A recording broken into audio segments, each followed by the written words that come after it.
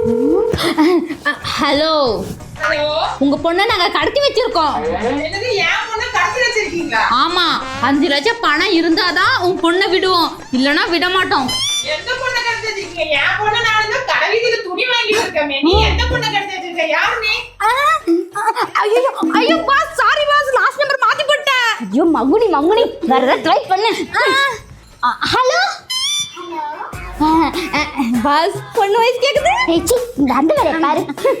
Hello, நான் உங்க பொண்ணை கடத்தி வச்சிருக்கேன். காசு 8 லட்சம் இருந்தாதான் உன் பொண்ணை விடுவேன். ஏன் பொண்ணை கடத்தி வச்சிருக்கியா?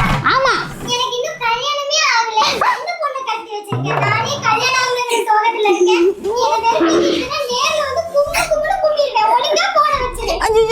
ஐயோ பாஸ், என்ன நம்பர்னே தெரியல பாஸ். ஐயோ சே, வா அந்த பொண்ணுகிட்டே போய் கேட்போம். வா போலாம் போலாம். முதல்ல யாரை கடத்திட்டு பார்த்து தொலை.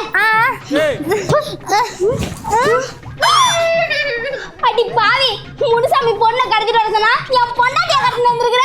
இது உங்க பொண்டாட்டியா? ஆமா, ஒரு பொண்டாட்டிய கல்யாணம் பண்ணிருந்தா தெரியும், 100 பொண்டாட்டிய கல்யாணம் பண்ணா எனக்கு எப்படி தெரியும்? சரிம்மா மனுஷமா புள்ளதான் தெரியாம பண்ணிடுச்சு, மனுஷமா. ஐயா, உனக்கு நான் ஒருத்திதான் பொண்டாட்டின்னு பார்த்தா ஊர்ல இருக்க என்ன பொண்டாட்டியா உனக்கு? ரோயல் வீட்டுக்கு வந்து எனக்கு மாதிரி திட்டு போய்